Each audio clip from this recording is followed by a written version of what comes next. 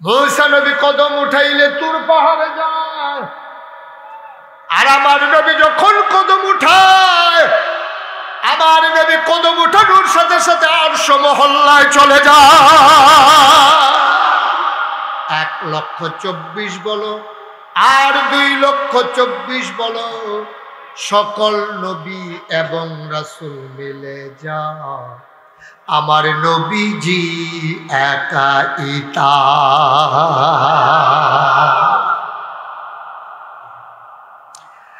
মুসা নবী আঙ্গুল দিয়ে ইশারা করেছেন,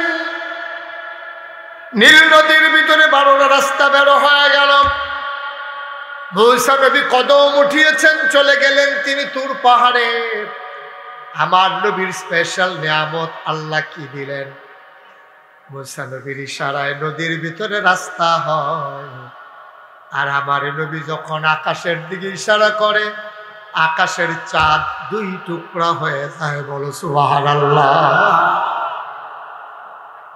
মুসা নবী কদম উঠাইলে তুর পাহাড়ে যায়, আর আমার নবী যখন কদম উঠায়, আমার নবী কদম উঠানোর সাথে সাথে আরশ মহল্লায় চলে যায়।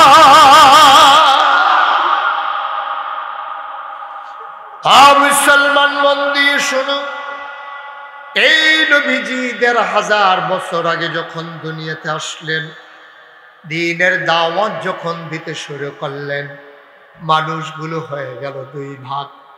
একদল আল্লাহওয়ালা, আরেক দল শয়তানওয়ালা। একদল জান্নাতি, আরেক দল জাহান্নামী। একদল ফেরেশতার চাইতে উত্তম, আরেক দল জানোয়ারের চাইতে খারাপ। মুসলমান, আল্লাহর নবী যখন দাওয়াত দিলেন, 2 ভাগ হয়ে গেল। এক দলে পড়ে গেল আবু বকর, ওমর, উসমান, আলী, তালহা, জুবাইর, আব্দুর রহমান ইবনে আউফ, সাদ ইবনে রাবিয়া। সুবহানাল্লাহ কয় না? আরেক ভাগে পড়ে গেল আবু জেহেল, আবু লাহাব, উতবা, সাইবা, মুগিরা। এখন আমরা যারা এই প্যান্ডেলে আছি, আমরা আবু জেহেলের বংশধর না আবু বকরের বংশধর? আমি যখন যেটা বলতে বলি একটু আওয়াজ করে বলা লাগবে। হ্যাঁ, সবাই মিলে সুন্দর করে। যাদের মোবাইলগুলো আছে দয়া করে মোবাইলগুলো সাইলেন্ট করে নিন। লম্বা সময় আমি অনেক পাবো না, সেহেতু হেলায় হেলায় 1 সেকেন্ড সময় আমরা নষ্ট করতে চাই না। মারহাবা কন, জুড়ে কন। এখন আমরা হলাম আবু বকরের বংশধর, ঠিক কিনা বলেন? আমাদের গায়ের ভিতরে উমরের রক্ত, উসমান, আলীর রক্ত। এখন আবু বকরের বংশধর যেহেতু 1,500 বছর পরেও আছে, তাহলে আবু জেহেলের বংশধর আছে নাকি নাই? আছে নাকি নাই? এই আপনারা তো কেউ জিগেলেন না কই আছে। আমি এক বুড়া যখন কই এসেছি দাউদকান্দি মাহফিল, এক বুড়া বেড়া ফাল দিয়ে খেলিয়া কইতে কো, মানে আবু জেহেলের বংশধরকে কো। আমাকে তারি দিয়ে কিতা করবেন আপনি? তারে যদি ফাইতা, তারে পানি লাগাইলাম না, ওই মাহফিলের মাঝখানে খেলা করাইয়া থুত পাইয়া গোসল করাই দিলাম। আবু জেহেলের বংশধর আসেনি রে? আবু জেহেলের বংশধরও আছে। কয়েকদিন আগে একটা ধরা পড়ছে ঢাকা ইউনিভার্সিটি। ঢাকা ইউনিভার্সিটি কি করতেছেন আপনি?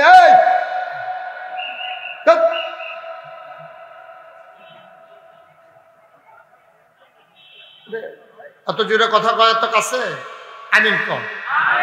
একটা ঢাকা ইউনিভার্সিটির প্রফেসর, তে কোনো অটো চালায় না, রিক্সা ড্রাইভার না, তে কোনো মাটিও কাটে না, তারা মনে করেন না সিএনজি চালায়। এটা ঢাকা ইউনিভার্সিটির প্রফেসর হওয়া চারটিখানি কথা না। ঢাকা ইউনিভার্সিটির চান্স পাওয়া ছাত্র হিসেবে এটা তো বিরাট। আর প্রফেসর লাভই বুকি, তার আল্লাহ মন দিছে, বুঝ দিছে না, চোখ দিছে, দেহার ক্ষমতা দিছে না, কান দিছে, সে শুনে না, ঠিক কিনা? যেটা 1,500 বছর আল্লাহ আগে কইছে। ওয়ালাহুম কুলুবুল লা ইয়াফকাহুনা বিহা ওয়ালাহুম আয়ুনুল লা ইউবসিরুনা বিহা ওয়ালাহুম আযানুল লা ইয়াসমাউনা বিহা উলাইকা কাল আনআম বাল হুম আদাল। আল্লাহ কয়, দুনিয়ার ভিতরে একদল মানুষ আছে বুঝে না, চোখ আছে দেখে না, কান আছে শুনে না। আমরা বলি এটা আবার কেমন মানুষ? আল্লাহ কয়, আমি কি বলছি নাকি মানুষ? উলাইকা কাল আনআম, ওরা হলো চতুষ্পদ জানোয়ারের মতো। আল্লাহ কয় না বালহুম আদাল, এটা জানোয়ারের চাইতে আরো খারাপ, ঠিক কিনা? এমন আছে নাকি নাই? কথাটা কইতো লইলে ইসলামের বিরুদ্ধে যাইয়া, কথাটা কইতো লইলে মসজিদ মাদ্রাসার বিরুদ্ধে যায়, কথাটা বলতে নিলেই আলেমুল আমার বিরুদ্ধে কথা বলে, ঠিক কিনা কয়? এই যে কইলাম না কয়দিন আগে, ঢাকা ইউনিভার্সিটির এক প্রফেসর কে কইয়া বইছে যে যারা খেয়াল করেন সিহন কথা কয়, যারা পর্দা করে, কি করে পর্দা করা কি নফল না ফরজ? কথা নফল না ফরজ? কয় যেই সব মেয়েরা পর্দা করে, যারা হেজাব লাগায়, মেকআপ লাগায়, তারা ঢাকা ইউনিভার্সিটিতে পড়ার দরকার নাই। এখন আমাদের ফিরসা হুজুরের মেয়ে মনে করেন ঢাকা ইউনিভার্সিটিতে চান্স পাইল, তো পড়তে পারতো না, পারবনি? পারতো না তো, যেহেতু পর্দা করলে ফরন যেত না, হাতে তো কইয়া বইছে। আমি বলেছি 92% জন লোক মুসলমানের দেশে পর্দার মতো ফরজ বিধানের বিরুদ্ধে কথা বলো। যেই দেশে হক্কানি পীর মশায়েকেরা নেংটির বদলে মানুষকে লুঙ্গি পরা শিখিয়েছে, হরেরামের জায়গায় কলমা পড়তে শিখিয়েছে, শ্রীর জায়গায় মোহাম্মদ লিখতে শিখিয়েছে, টিকির বদলে টুপি পড়তে শিখিয়েছে, যেই দেশের মুসলমানেরা শান নামাজ পড়ে দুরূদ পড়তে পড়তে ঘুমোতে যায়, যেই দেশের মানুষেরা ফজরের আযান শুনলে আবার যাদের ঘুম ভাঙে, সেই 92% জন লোক মুসলমানের দেশে ঢাকা রাজধানীতে বসে শীততাপ নিয়ন্ত্রিত কক্ষে পুলিশ পাহারায় ইসলামের বিরোধিতা করা সহজ। আমি বলেছি পারলে দৌলতপুরের জমিনে এসে বলো, পিঠার চামড়া নিয়ে ঢাকা যাওয়া যাবে না।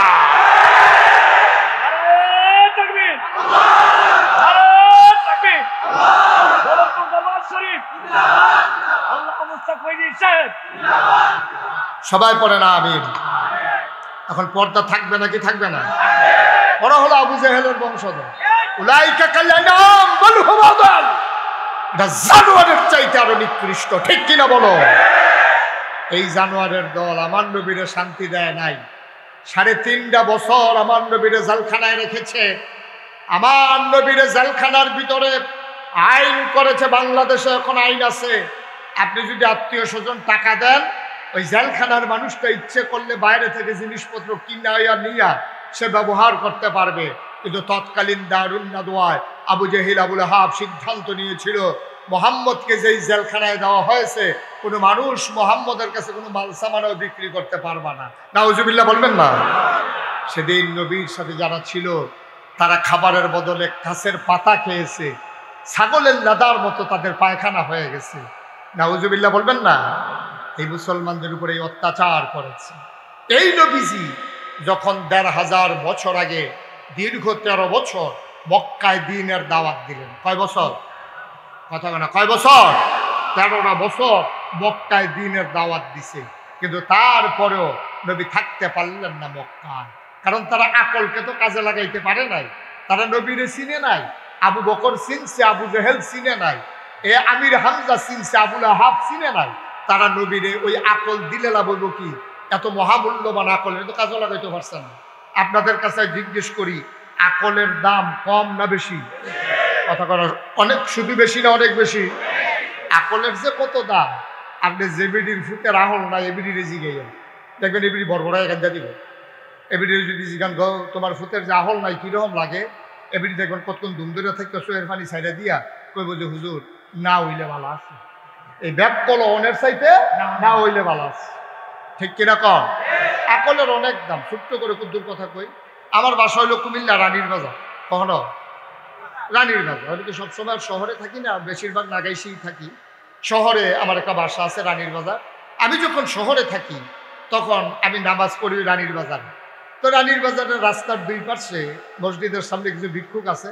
তো একটা ভিক্ষুকের লগে আমার আবার খুব খাতির, তার ভালো মন্দ আমি একটু দেখাশোনা করি। তো সবসময় আমি গেলে তে আশায় থাকে আমি কিচ্ছু না কিচ্ছু একটা দেন। তা আমার এক বন্ধু গেছে দেখা করার জন্য, তা আমি বন্ধুর সাথে কথা বলতে বলতে বের হয়ে আসতেছি। তো ভিক্ষুক বুঝ যেতে চোখে দেখে না, কিন্তু আমার গলা হইলে বুঝছে আমি তার সীমানা হারিয়ে দিয়েছি। তা আমার ডাক দিয়া হুজুর জাগিতে আছে? আমি কারণ না আইতে আছি। আমি আবার ফিরে গেছি, আবার দুস্তের গেলাম, দুস্ত এই যে ভিক্ষুকটা তার অনেক আকল, কিন্তু তো সুহে দেখে না কি আকল, আমি দেখবি কি আকল। আমি তার সামনে গিয়া পকেট থেকে একটা 10 টাকার নোট বার করিয়া ভিক্ষুকটার হাতে দিছি, দিয়া সেটা কইলাম, আজকে আমার মন্ডাওয়ালা আমার দুস্থ আইছে, তোর আজ একটা 100 টাকা নোট দিলাম। তে করছি কি টেহারা লইয়া এমনি কি তা জানি চাইয়া আমার দিকে আইস দিয়া কয় শয়তানি করেন। আমি কই কি শয়তানি? কয় 10 টাকা।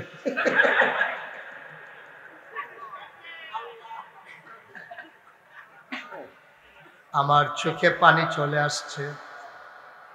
যেই মানুষটা 50 বছর ধরে যেই মহিলার সাথে সংসার করলো, এই মহিলারে না এই দেখলে চিনে না, কথা শুনে চেনা লাগে। যেই মানুষটা জন্ম দিয়েছে সন্তান, ছেলে মেয়ে দেখলে চিনে না, কথা শুনলে চিনতে পারে। মুসলমান, এটার নাম হইল আকল। যে আকল কাজে লাগাইছে সেই পরিপূর্ণ ইমানদার হতে পেরেছে। যে আকল থাকার পরেও কাজে লাগায় নাই, উলাইকা কাল আনআম বাল হুম আদাল, এটা জানোয়ারের মতো। আল্লাহ পায় না বাল হুম আদাল, এটা জানোয়ারের চাইতে আরো খারাপ, ঠিক কিনা? ১,৫০০ বছর আগে আল্লাহর নবী যখন দ্বীনের দাওয়াত দিতে শুরু করলেন, তখন ওরা অতিষ্ঠ হয়ে গেল, পাগল হয়ে গেল। সবাই মিলে নবীর বিরোধিতা শুরু করলো। গভীর মনোযোগ খেয়াল করে শোনেন। নবীর জন্ম মক্কায়, নবীর শৈশব মক্কায়, নবীর কৈশোর মক্কায়, নবীর তারুণ্য মক্কায়, নবীর যৌবন মক্কায়, বিয়ে করলেন মক্কায়, মেয়ে বিয়ে দিলেন মক্কায়, সমাজ করলেন মক্কায়, ব্যবসা করলেন মক্কায়। আমার নবী থাকতে পারলেন না মক্কায়, চলে যাওয়া লাগলো মদিনায়, ঠিক কিনা?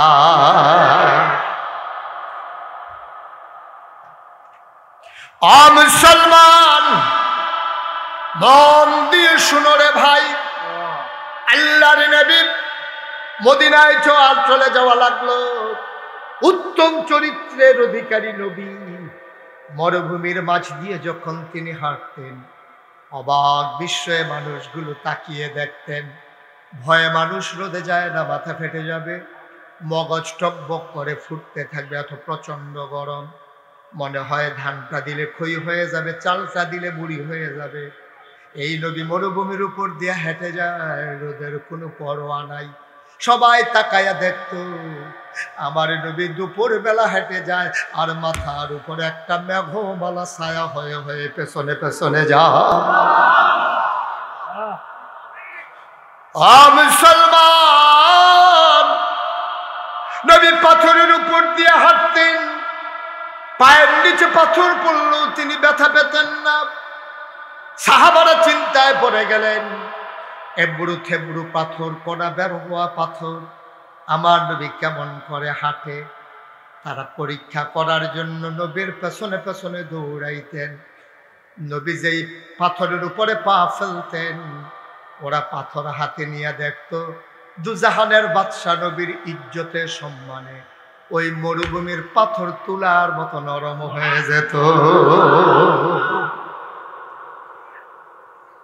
এই নবী কাফেররা সিদ্ধান্ত নিল নবীকে হত্যা করে ফেলবে। নাউজুবিল্লাহ বলবেন না? আমার আল্লাহ জানে নাকি জানে না? আল্লাহ তাদের পরামর্শ দেখে নাকি দেখে না? সব মিটিং করতেছে, আল্লাহ দেখে নাকি দেখে না? তারা কি পরামর্শ করে আল্লাহ শুনে নাকি শুনে না? আল্লাহ ডাক দেয়া কয়, জিবরাইল, ও জিবরাইল, জলদি করে আমার নবীর খবর বলে দাও। আমার নবী ঘরের ভেতরে বিশ্রাম দিচ্ছিলেন, আরাম ফরমাচ্ছিলেন। জিবরাইল এসে আমার নবীকে সালাম দিয়ে দিলেন। সবাই পড়েন, আসসালাতু আসসালামু আলাইকা ইয়া রাসূলুল্লাহ, আসসালাতু ওয়াসসালামু আলাইকা ইয়া হাবিবাল্লাহ, আসসালাতু ওয়াসসালামু আলাইকা ইয়া শাফিয়াল মুজনিবিন, আসসালাতু ওয়াসসালামু আলাইকা ইয়া রাহমাতাল লিল আলামিন। জিবরাইল ডাক দেখো, ও নবী আপনি জলদি করে ওঠেন। কয় কি খবর জিবরাইল? আল্লাহ হুকুম করেছেন মক্কা ছেড়ে চলে যাওয়া লাগবে মদিনায়। আল্লাহর নবী ঘর থেকে বের হয়ে আসলে আকাশের দিকে তাকাইয়া কান্দে।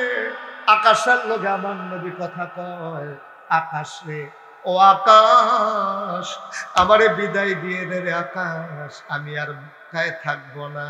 আমার নবী হাঁটে আর জমিনের সাথে মাটির সাথে কথা কয়, মক্কার জমিন আমারে বিদায় দিয়ে দে, আমি আর মক্কার জমিনে থাকবো না রে, আমারে বিদায় দিয়ে দে। আল্লাহর নবী কাবার কিনারে গিয়ে কাঁদতে শুরু করলেন। বিদায় নিয়ে তিনি রাতের আধারে হযরত আবু বকর সিদ্দিক আর এক গোলামকে নিয়ে তিনি রওনা করলেন মদিনায়। রাতের বেলা বিশ্রাম নিলেন মক্কার উল্টা দিকে সাউর গুহার ভেতরে। ওই গুহার ভিতরে তিনি লুকিয়ে রইলেন। একদিন পার হয়ে গেল, আল্লাহর নবী পার বের হয়ে গেছেন। সাহাবারা সকালবেলা নবীর ঘরে গিয়া দেখে, ডাক দিছে, ইয়া রাসূলুল্লাহ ঘরে আছেন নাকি? মানুষ বের হয়ে জবাব দেয়, আল্লাহর নবী নাই, বের হয়ে গেছে। একজন আশিক রাসূল সাহাবা ছিলেন, ওনার নাম হইল, সব সাহাবারা আশিক রাসূল ছিলেন, একজন বড় বেশি পাগল ছিলেন, ওনার নাম ছিল আব্দুর রহমান ইবনে আউফ। গভীর মনোযোগ, এদিক সেদিক তাকাবেন না। মাছের মতো নিষ্পলক নয়নে, খরগোশের মতো কান খাড়া করে কথা শুনতে হবে। বলো আমিন। যারা মোবাইল ধরে রেখেছেন মোবাইলগুলো বন্ধ করেন। ইউটিউবে হাজার হাজার ওয়াজ আছে। ফিরসা হুজুরের চেয়ারটা একটু কোনো ইচ্ছা করেন, আপনি আমার দিকে চান, এই সে বুঝছে না? মারহাবা পান, যেরকম মারহাবা। এদিকে ঘুরে বসেন, আমার দিকে ঘুরে বসেন। আরেক দিন মাশাআল্লাহ, সব মারহাবা কন। আওয়াজ আর নাই, যেরকম মারহাবা। এই যুগ সবাই খেয়াল করে শুধু আমার দিকে তাকাই থাকবে। এই ছেলেটা বন্ধ করো, এই মোবাইল বন্ধ করো, কথা মন দিয়ে শুনো। এখন নবী নাই, কথা মনে আছে তো? এই সালাকি করে, তোমার সালাকি করতে কইছি, বন্ধ করতে কইছি, মারহাবা কয় না? নবীজি যখন চলে গেছে রাতের বেলা, এক সাহাবা, ওনার নাম ছিল আব্দুর রহমান ইবনে আউফ। সবাই মুখস্থ করে ফেলবেন, কি নাম? আব্দুর রহমান ইবনে আউফ। আচ্ছা, আব্দুর রহমানের মনে হয় সবটা পারতেন না, এটা লম্বা নাম তো। আব্দুর রহমান তো উনি গেছে নবীজির দরজায় সকালবেলা, গিয়া কয়, ইয়া সালাতু আসসালামু আলাইকা ইয়া রাসূলুল্লাহ। ভেতর থেকে একবার বাড়ি হইয়া কয়, কারে বিচারে? কই নবীজি। কই নবীজি নাই। কই গেছে? কই রাত্রে চলে গেছে, আমাদেরকে বলে নাই। সুবহানাল্লাহ বলবেন না? লোকটা পাগল হয়ে গেল। প্রতিদিন সকালবেলা নবীর একটা নজর দেখতাম, একটা নজর নবীরে দেখতাম। এই নবী কই? তিনি দৌড়ে দৌড়ে ঘরের ভেতরে ঢুকলেন। বিবিকে বললেন, ও বিবি, একটা পটলার ভিতরে কিছু কাপড় দিয়ে দাও, শুকনা খাবার দিয়ে দাও, কিছু টাকা দিয়ে দাও। ও বিবি, আমারে বিরক্ত করো না, তাড়াতাড়ি করো। সব কিছু দিয়ে দেওয়া হলো। বিবি ডাক দেয়া কয়, কই যান? কয় যে এই মক্কায় নবী নাই, এই মক্কায় আব্দুর রহমান আর থাকবে না। বাড়ির মায়া ছেড়ে দিলেন, ব্যবসার মায়া ছেড়ে দিলেন। মক্কার অন্যতম একটা ধনী মানুষ ছিলেন তিনি, সব মায়া ত্যাগ করে তিনি যখন বের হয়ে গেলেন, চলে যাবেন মদিনায়।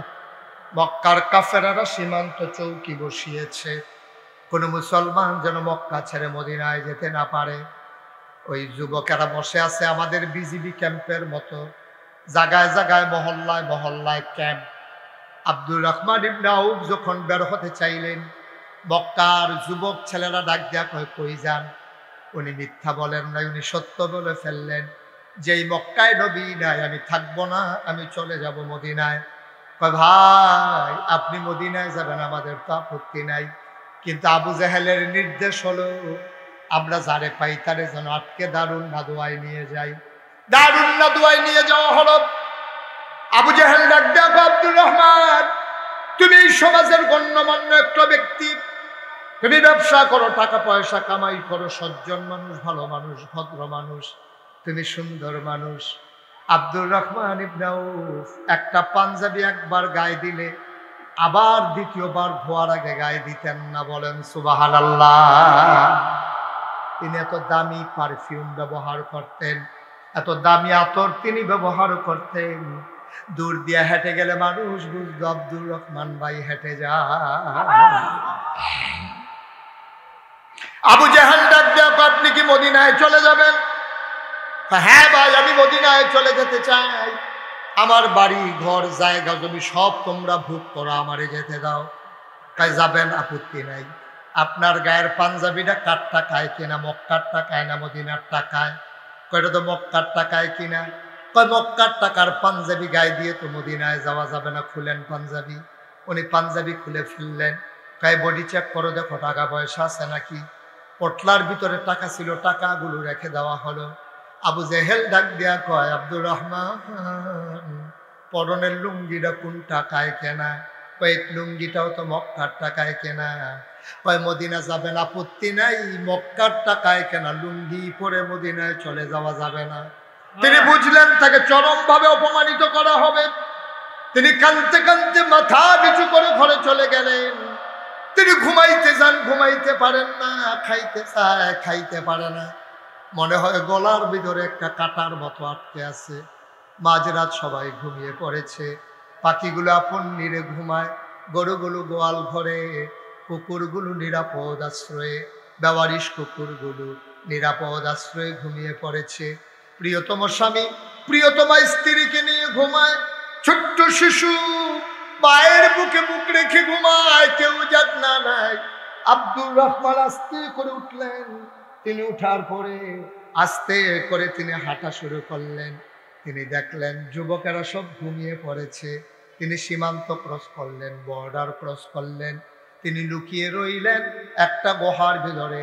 তিনি রাতের বেলা ওই চাঁদের আলোতে হাঁটতেন। সারাটা দিন কাফেরদের চোখ ফাঁকি দেওয়ার জন্য গুহার আড়ালে লুকিয়ে থাকতেন। বলো সুবহানাল্লাহ। খাবার নাই, গোসল নাই, কোন মানুষের জনপদ দিয়ে তিনি যেতে পারেন না। ঘুরতে ঘুরতে ঘুরতে ঘুরতে দিন যায়, রাত যায়। একদিন সুবহে কাজিব হয়ে গেল, তখন সুবহে সাদেক হয় না, পূর্ব আকাশে উদয় হয় নাই, ফর্সা হয় নাই তখনও আকাশ। তিনি একটা খেজুর বাগানের ভিতরে গিয়ে লোকালেন, ঝুপের ভিতরে। হঠাৎ করে তিনি কান পেতে শুনলেন, কাছি কোথায় যেন মুয়াজ্জিন কয়, আসসালাতু খায়রুম মিনান নাওম। কে যেন ডাকে, আসসালাতু খায়রুম মিনান নাওম। তিনি বুঝলেন আমি বোধহয় মদিনার কাছাকাছি চলে আসছি।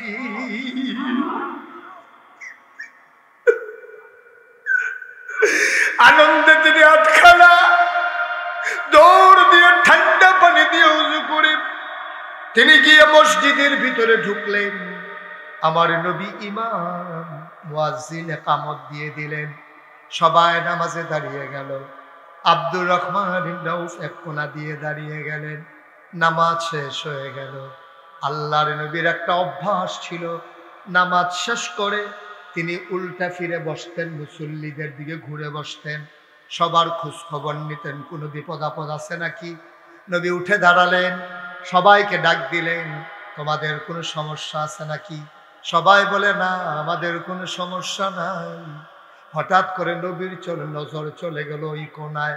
নবী তাকাইয়া দেখে উস্কো খুস্কো চুল, দাড়িগুলো তার ধুলা মাখা, পরনে গায়ে কোনো কাপড় নাই, পরনে একটা সেরা লুঙ্গি। নবী ডাক ডাক ওই কোনায় বসে আছে মানুষটা কে রে? দেখতে তো আমার আব্দুর রহমানের মতো দেখা যায়।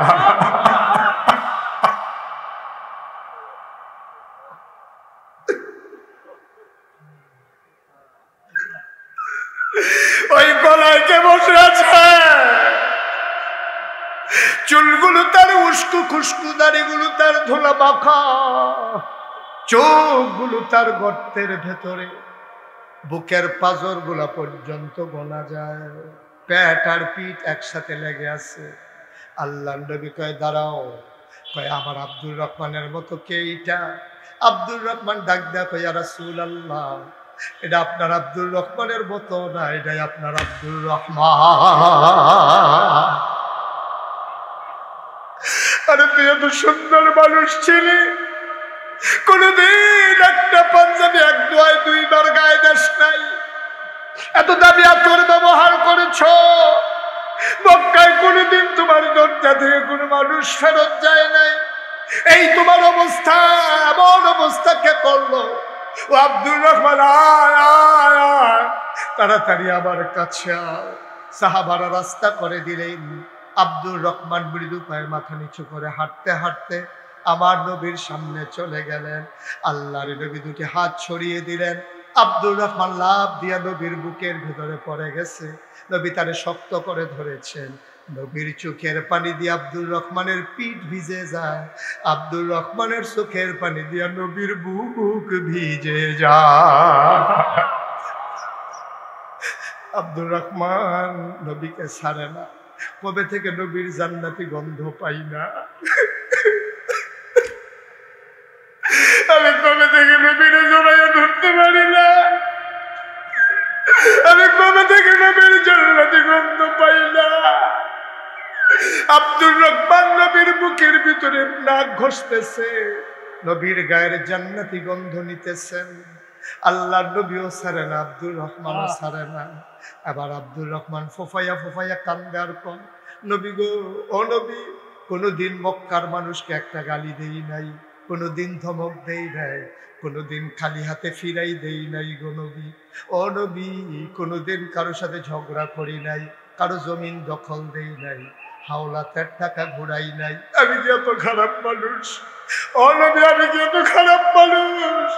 কেউ জানুক আর না জানুক, আপনি তো জানেন আমি কেমন মানুষ। কি অপরাধ ছিল আমার? তারা আমার লুঙ্গি পাঞ্জাবি খুলে নিয়েছে, আমার পকেটের টাকা গুলো রেখে দিয়েছে, তারা আমার আসতে দেয় না। আমার অপরাধটা কি ইয়া রাসূলুল্লাহ? আপনি বলে দেন আমার কি অপরাধ? আল্লাহর নবী ডাক দেয়া কয়, তোর কি আলাদা অপরাধ নাকি? আমার যে অপরাধ তোর তো সেই অপরাধ। যে অপরাধে আমি মক্কায় থাকতে পারলাম না, চলে আসা লাগলো মদিনায়, তোর তো সেই একটাই অপরাধ। ইয়া রাসূলুল্লাহ, আমাদের কি অপরাধ?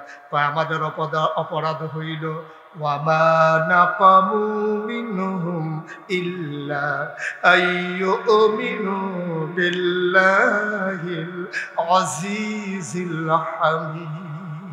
সুবহানাল্লাহ বলবা না? আমাদের একটাই অপরাধ, আমরা এক আল্লাহর উপরে ঈমান এনেছি। এইটাই আজকে পৃথিবীর মানুষের অপরাধ। ফিলিস্তিনের মুসলমানদের একটাই অপরাধ, তারা আল্লাহর উপরে ঈমান এনেছে। এই জন্য ইসরায়েলেরা আমার মুসলমানকে হত্যা করতেছে, ঠিক কিনা? আফগানিস্তানের মুসলমানের একটাই অপরাধ ছিল, যে এই জন্য রাশিয়া আমেরিকা বারবার তাদের উপরে আক্রমণ করেছে। ওই কাশ্মীরের মুসলমানদের একটাই অপরাধ, তারা এক আল্লাহর উপরে ঈমান এনেছে। আরাকানের মুসলমানের একটাই অপরাধ, যে অপরাধের কারণে নিজের মাতৃভূমি ছেড়ে দিয়ে আজকে উখিয়ায় টেকনাফে মানবতর জীবন যাপন করতেছে।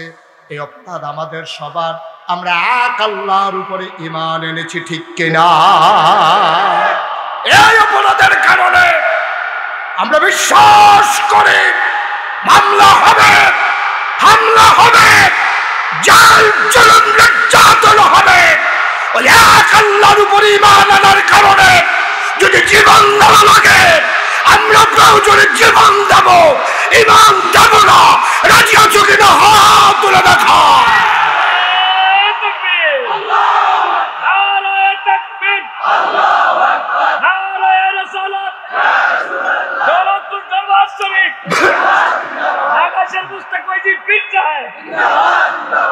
সবাই আমিন। এই অপরাধে আমরা দোষী হলে আমাদের কোনো আপত্তি নেই। আপত্তি আছে? এক আল্লাহর উপরে ঈমান এনেছি, আমরা বলে দিয়েছি লা ইলাহা ইল্লাল্লাহু মুহাম্মাদুর রাসূলুল্লাহ। আমরা মুখে বলেছি লা ইলাহা ইল্লাল্লাহ, আমাদের অন্তরে আরো অনেক আগুন আছে, আছে নাকি নাই? আমরা মুখে বলেছি লা ইলাহা ইল্লাল্লাহ, আমরা অন্তরে ধারণ করি লা মা'বুদা ইল্লাল্লাহ, লা মাশুকা ইল্লাল্লাহ, কথা বলেন লা মাশুকা ইল্লাল্লাহ, লা মাওজুদা ইল্লাল্লাহ, লা মাকসুদা। আমরা বলি লা ইলাহা, আমরা যদিও বলি লা ইলাহা ইল্লাল্লাহ, কিন্তু আমরা মনে প্রাণে বিশ্বাস করি শুধু আল্লাহ এক, তাই না? ইলাহা এক, তাই না? আমরা বিশ্বাস করি আল্লাহ ছাড়া কোনো মাবুদ নাই, ঠিক কিনা? আমি আমার বেয়ার কাঁধে ধরে ধরে হাঁটি, মনে হয় যেন কি মায়ের সন্তান। ও মুসলমান, আমি বলি বন্ধু দুস্থ কেমন আছেন, বেয়াই কেমন আছেন?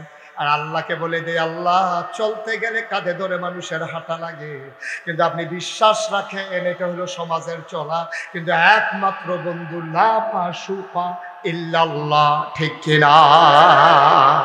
আপনি আমার বাড়ি দেখেন, গাড়ি দেখেন, ঘর দেখেন, দরজা দেখেন, আপনি আমার সব দেখেন, কিন্তু আমি দেখি লা মাওজুদা। আপনি ছাড়া আমার সামনে কোনো কিছু মাওজুদ নাই, আপনি আমার এক আল্লাহ। ও মাওলা, ও রব্বে কারীম। এবার আব্দুর রহমান কান্দে, নবীও কান্দে। নবী আবার আব্দুর রহমানকে ছেড়ে দিলেন, কথা মনে আছে নাকি? নবী ডাক দেখায়, এই মদিনার সাহাবারা কে আছো রে? আমার আব্দুর রহমানকে ভাই বানাইয়া নিয়ে যেতে চাও? তার বাড়িতে বাবা ভাই ছিল, তার বাড়িতে বিবি ছিল, সন্তান ছিল, ঘর ছিল, দরজা ছিল, আজকে এক কাপড়ে চলে আসছে মদিনায়। তোমাদের ভিতরে কে আছো আমার এই আব্দুর রহমানকে ভাই বানাই নিবা? নবী এই কথা বলার সাথে সাথে মসজিদের ভিতরে যত মুসল্লি ছিল সব এক লাফে দাঁড়িয়ে গেছে। বলো সুবহানাল্লাহ। নবী তো কারো নাম বলে নাই, নবী বলছে কে আছো একজন দাঁড়া, তো একজনের নাম তো আর বলে নাই, এটারে কয় আশেকের রাসূল। সুবহানাল্লাহ বলবেন না? নবী বলছে একজন দাঁড়াও। এখন কোন একজন? সবাই মনে করছে আমিও তো একজন, উনিও তো একজন, সবাই দাঁড়াই গেছে। নবীজি বললে আরে একজন মানুষের সবাই ভাগ করে দেবো, কিন্তু একজন দাঁড়াও। আবার সবাই দাঁড়াই গেছে। সাহাবাদেরকে জিজ্ঞেস করে আমি বলতেছি একজন, তোমরা সবাই দাঁড়াও কেন? ইয়া রাসূলুল্লাহ, আপনি যতক্ষণ পর্যন্ত কোন একজন না বলবেন আমরা তো সবাই দাঁড়াইতেই থাকবো। সুবহানাল্লাহ বলবেন না? আমরা তো থামবো না, সব বারবার আমরা দাঁড়াবো। আল্লাহর নবী ডাক দেয়া কয় সাআদ ইবনে রাবিয়া কই? তিনিও ছিলেন মদিনার সাহাবা। আল্লাহর নবী ডাক দিলেন সাআদ কই? সাআদ লাভ দিয়া লাব্বাইকা ইয়া রাসূলুল্লাহ। এই যে সাআদ, কই তুমি না একজন ভাই চাইছিলা, আগের ফিরতিতে তোমারে ভাই দিতে পারি নাই। সাদ রে, ও সাদ, আজকে আব্দুর রহমানকে নিয়ে যাও, তোমার ভাই বানাই দিলাম। সাদ দৌড়ে এসে ধরছে গলার ভিতরে, চুমা খায় কপালের ভিতরে, ডাক দেয়া কয় ভাই, ও আব্দুর রহমান ভাই, ভালোই হয়েছে আমি এক বাবার এক সন্তান, আমার আর বোনও নাই ভাইও নাই, আপনি আমার আর একটা ভাই, অনেক মজা হয়েছে, আমরা দুই ভাই মিলেমিশে থাকবো, চলেন বাড়িতে যাই। সাদ হইল মদিনার সাহাবা, নাম মনে রাখা লাগবে। মদিনার সাহাবার নাম কি? মক্কার সাহাবার নাম কি? মাশাআল্লাহ, সচেতন শ্রোতা। এবার সাদ আব্দুর রহমানকে কাঁধে ধরে ধরে বাড়ি রাঙিয়ে নিলেন। বিরাট বড় বাড়ি। সাদ ডাক দেয়া কয় ভাই, এই বাড়িটা আমার বাড়ি, আব্বা মারা গেছে, সবটা আমার, এখন আমরা দুই ভাই, আপনি একটু দাঁড়ান, আমি ঘর থেকে আসি। সাদ দিলেন দৌড়, লম্বা একটা রশি নিয়ে আসলেন। রশি নিয়ে এসে বললেন এটা হলো আমার বাড়ির পশ্চিম সীমানা, আপনি এখানে টিপ দিয়ে ধরে দাঁড়ান। সাদ আব্দুর রহমানকে বাড়ির পশ্চিম সীমানায় দাঁড় করাইয়া সাদ দিলেন পূর্ব দিকে দৌড়ে, একবারে ফুট মাথায় গেলেন। ইয়া ভাই টিপ চাইলেন না, আপনি ধৈরা বৈশা থাকেন, আমি আসতেছি। আব্দুর রহমান বসে আছে, সাদ দৌড়াই আসলেন আব্দুর রহমানের কাছে। দৌড়াই আব্দুর রহমানের কাছে আসলেন, রশিটা দুই ভাগ হয়ে গেল, মাঝামাঝি এনে সাদ বাড়ি থেকে দুইটা খোঁটা বসাইলেন। আব্দুর রহমান কয় কিসের খোঁটা বসাইতে আছে? ভাই আপনি কিচ্ছু বুঝেন নাই, আগে তো আমি এক ভাই ছিলাম, এখন আমরা দুই ভাই। আগে তো বাড়ি ছিল আমার একটা, একাই ভোগ করেছি, এখন তো আমার দুই ভাই, আমি তো পুরা বাড়ি দখল করতে পারবো না, এই জন্য শুরুতেই বাড়িটা ভাগ করে নিলাম, অর্ধেকটা আপনার অর্ধেকটা আমার। আব্দুর রহমান ডাক দেয়া কই কি পাগলামি শুরু করছেন? কয় পাগলামির কি দেখছেন, পাগলামি মাত্র শুরু, আপনি তো পাগলামি দেখেন নাই, মাত্র বাড়ি না ভাগ করলাম, আর কি কি করবেন? এখন বাড়িতে ঘর আছে দুইটা, এখন দুইটা ঘরও আমরা ভাগ করবো লটারি দিয়া, কারণ একটা ঘর ছোট একটা ঘর বড়, আমি এমনি এমনি ভাগ করে দিলে বেইনসাফি হবে, লটারি দিয়া ভাগ করব। বাড়ি ভাগ হয়ে গেল, ঘর ভাগ হয়ে গেল। সাদ আবার ডাক দেয়া কয় ভাই মক্কায় আপনার ভাবি ছিল না? কয় অবশ্যই ছিল। বাচ্চা ছিল না? কয় ছিল। এখন তো ওনাদেরকে আনতে পারেন না, টেনশন করেন না, আমার 2 স্ত্রী আছে, আপনি যদি আলাদা বিয়ে করতে চান অনেক টাকা খরচ হবে। আমি চিন্তা করেছি আমি 2 বউ নিয়ে ঘুমাবো আর আপনি বউ ছাড়া থাকবেন। কলিজায় মানে না,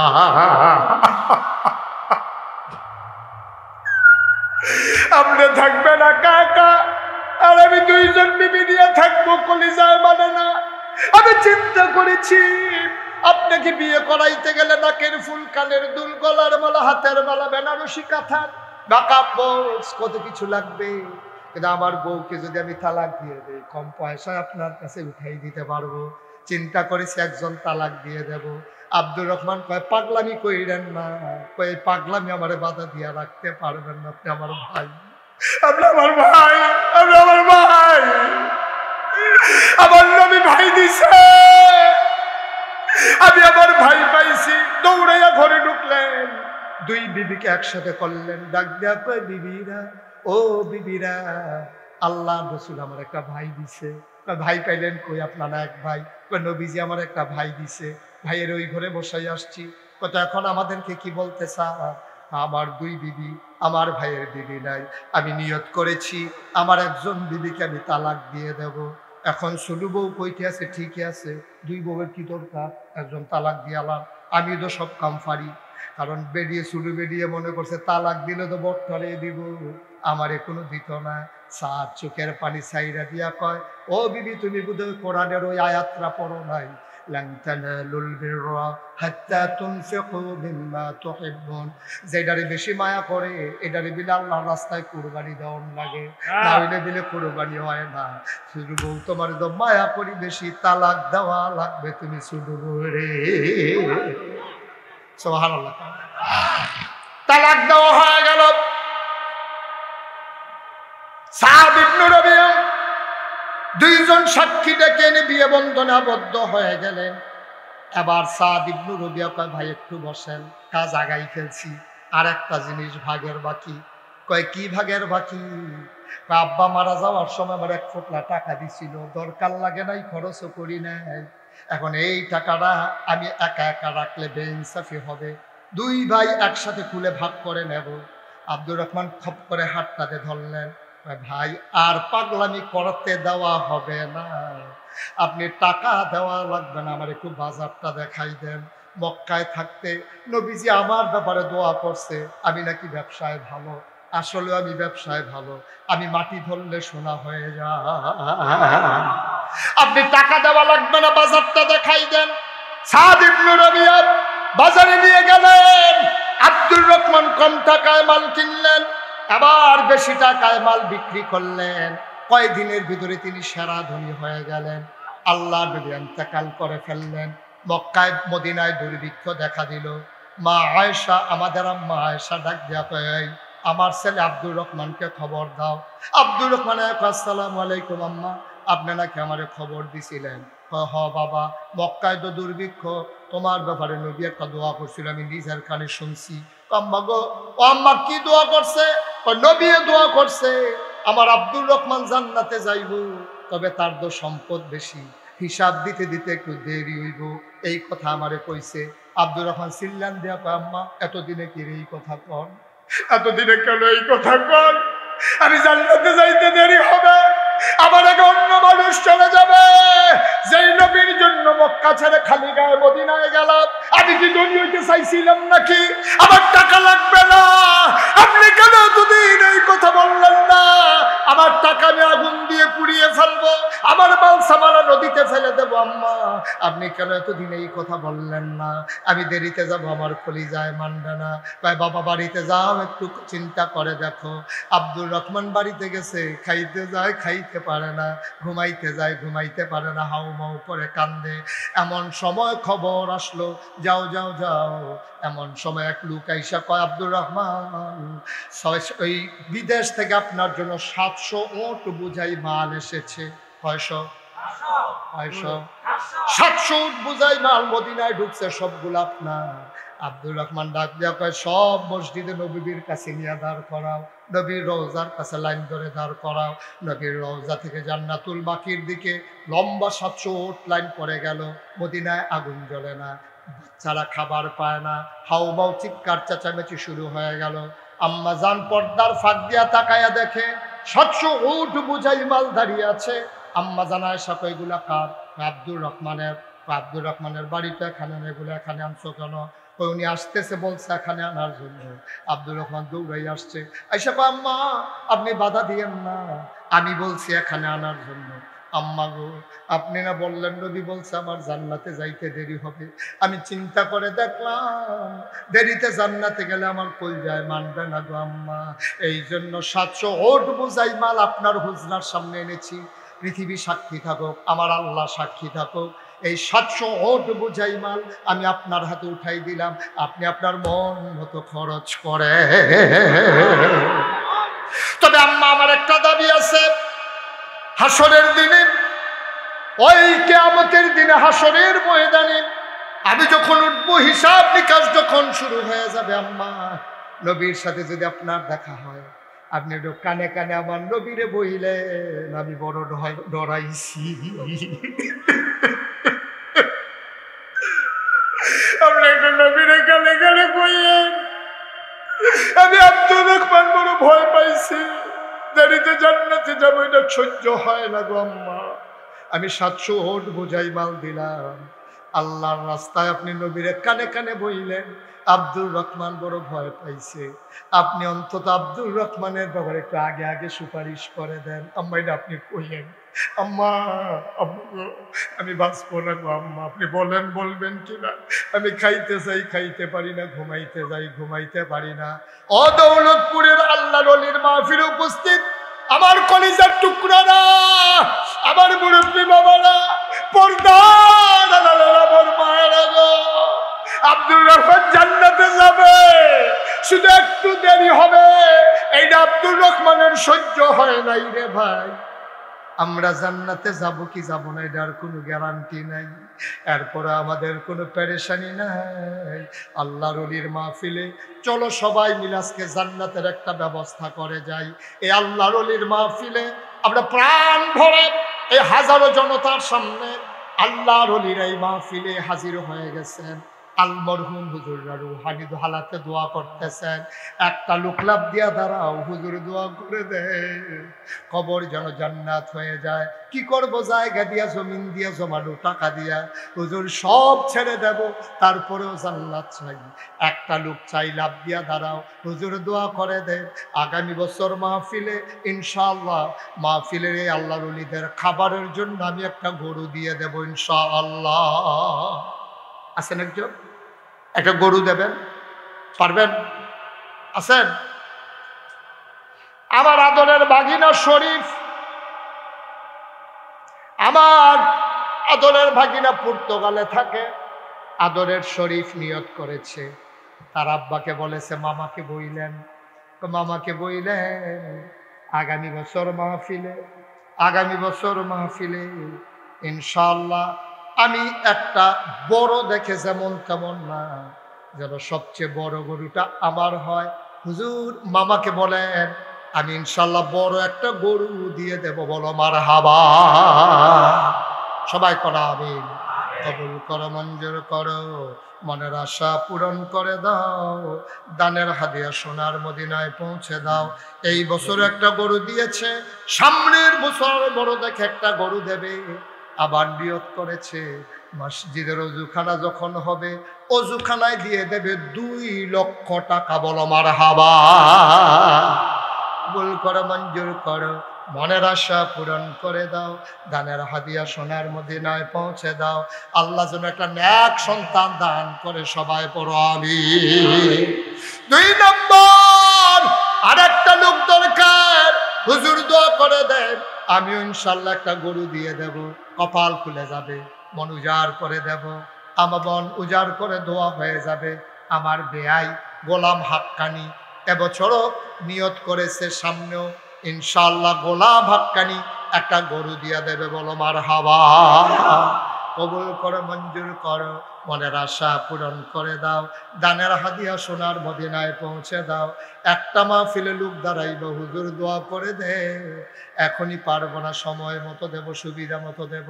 ছেলে বিদেশে পড়ে আছে, হুজুর প্রাণ ভরে দোয়া করে দেয়, আমি প্রাণ ভরে দোয়া করে দেব, মন উজাড় করে দোয়া করে দেব। একটা লোক লাভ দেয়া দাঁড়াইবা, হুজুর দোয়া করে দেন, এই মাহফিলের জন্য আমি দিয়ে দেব 50,000 টাকা। আছেন একজন? আবার একটা কলিজার টুকরা, এই মুরব্বি, মুরব্বি, এই বসেন, আপনি ক্ষতি করতেছেন কেন? হ্যাঁ, গরুলার ভাই দীক্ষা যে আমরা গরু দিয়েছি, উঠতাম ফারতাম না তো, কেউ গরু দিতাম কেন? হ্যাঁ, এবার গরু দেখলে উঠতে লাগবো। বেআই দেখে কিন্তু মাহফিলে কোনো বেআই সেআই নাই, সব সমান হয়ে যাবে ডলার লগে। মার হাবা কয় না রে, না তো না, মার হাবা কয় না। একটা লোক লাভ দিয়ে দাঁড়াও, হুজুর দোয়া করে দেন, আমি ইনশাল্লাহ আল্লাহর ওলির এই মাহফিলে 50,000 টাকা দিয়ে দেব, 30,000 টাকা দিয়ে দেব, 10,000 টাকা দিয়ে দেব, 20,000 টাকা দিয়ে দেব। 1 নম্বরে একটা লোক লাভ দিয়া দাঁড়াইবা, প্রাণ ভরে দেওয়া হবে। সবাই পড়ো আমিন। কে আছেন একজন? আল্লাহ আল্লাহ আল্লাহ আল্লাহ আল্লাহ আল্লাহ, তুমি কবুল করো, কবুল করো। আমাদেরকে এমনি এমনি ছেড়ে দেবে না। কোন পথে গেলে জান্নাত, কোন পথে গেলে জাহান্নাম, কোন পথে গেলে লাভ আর কোন পথে গেলে লোকসান, কোন পথে ভালো, কোন পথে মন্দ, কোন পথে কল্যাণ, কোন পথে অকল্যাণ, কোন পথে শিরক বিদআত, কোন পথে তাওহীদ রিসালাত, কোন পথে কুফর আর কোন পথে ইসলাম জানানোর জন্য যুগে যুগে অসংখ্য নবী এবং রাসূল পাঠিয়েছেন। সুবহানাল্লাহ বলবেন না? একটু জোরে বলতে হবে, বলেন সুবহানাল্লাহ। আর জন নাই, বলেন সুবহানাল্লাহ, বলেন আলহামদুলিল্লাহ, আল্লাহু আকবার। আমার আল্লাহ রাব্বুল আলামিন মানুষ বানানোর উপরে ওই মানুষদের মাঝ থেকে উত্তম চরিত্রের অধিকারী যাদের গুনাহ নাই, গুনাহ হওয়ার সম্ভাবনাও নাই, এমন একদল মানুষকে আমাদের জন্য আমার আল্লাহ নবী এবং রাসূল করে পাঠাইছে। বলেন সুবহানাল্লাহ। যারা এদিক সেদিক আছেন সবাই দয়া করে প্যান্ডেলের ভিতরে চলে আসেন, অতি দ্রুত আসেন। যারা ওই সামনে দাঁড়িয়ে কথা বলতেছেন, আপনারা হয় প্যান্ডেলে এসে বসেন, না এখান থেকে বের হয়ে যান। এই যে প্যান্ডেলের সামনে, এটা দাঁড়িয়ে দাঁড়িয়ে কথা বলার জায়গা, এটা বিবেক আমাদের সব শেষ হয়ে গেছে না? আপনার প্রয়োজন না থাকলে মাহফিলে না আসলে আপনি দূরে সরে যাবেন, এখানে সামনে দাঁড়িয়ে কথা বলেন কেমনে? যারা এদিক সেদিক আছেন দ্রুত চলে আসেন, কম সময়ের ভিতরে আমরা শেষ করে দেব ইনশাআল্লাহ। আমিন কোন? জোরে, আরো জোরে।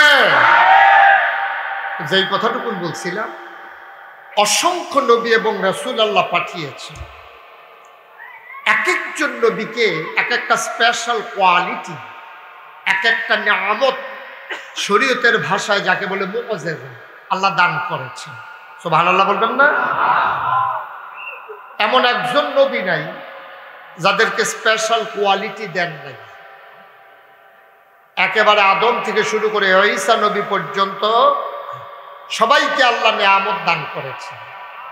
আপনি আশ্চর্যান্বিত হবেন, যেই জমানায় যেই নবী এসেছেন ওই জমানায় এর চেয়ে সুন্দর মানুষ আর ছিল না। সুবহানাল্লাহ বলবেন না? সকল নবীরা সুন্দর ছিল। এখন আদম সফিউল্লাহ, নূহ আদমে সানি, ইব্রাহিম খলিলুল্লাহ, ইসমাইল জবিউল্লাহ, মূসা কালিমুল্লাহ, ঈসা রূহুল্লাহ, সুলাইমান নবীরে দিলেন রাজত্ব, ইউসুফ নবীরে দিলেন সৌন্দর্য, দাউদ নবীরে দিলেন সুন্দর কণ্ঠ। সুবহানাল্লাহ বলবেন না? এখন আমার নবীরে কি দিলেন জানতে মন চায় নাকি চায় না? আমাদের নবী শেষ নবী পাইয়া আর আমরা শেষ উম্মত পাইয়া আমাদের নবীরে কিছু দেবে না, এটাকে আমরা মানি নাকি? আমাদের নবীরে কি দিলেন জানতে মন চায়? আমার আল্লাহ রাব্বুল আলামিন 1,24,000 বলদ আর 2,24,000 বলদ, অসংখ্য নবী এবং রাসূল এক একজনকে এক একটা নিয়ামত দিলেন। সমস্ত সাহাবিন তাবিন তাবে তাবিন উম্মাহাতুল মুমিনিন আইম্মে মুজতাহিদিন আইম্মে শরীয়ত আইম্মে তরিকত সালফি সালিহিন উলামায়ে মুতাকাদ্দিমিন মুতাআখিরিন ইমাম সাহেবান মুফতিয়ানে নিজাম মুফাসসিরিনে কেরাম সমস্ত পীর মাশায়েখ একমত হয়ে গেল। গভীর খেয়াল করে শুনেন। কিভাবে আপনি যৌনাচার করবেন, আপনি যৌনতা কিভাবে ছড়াবেন, এই সম্পর্কে তার সমালোচনা করছে, যেটা এই শিক্ষা ব্যবস্থার শুরুতে ট্রান্সজেন্ডার দিয়ে শুরু করা হয়েছিল। এই ট্রান্সজেন্ডার সারা বাংলাদেশের সমস্ত ইউটিউবার, ফেসবুকার, আলেম, ইসলামী তাওহীদ জনতা সবাই খেপে গিয়েছে, জোর করেছে, বাধ্য করেছে শরীফ থেকে শরীফা গল্পটা বের করে দিতে।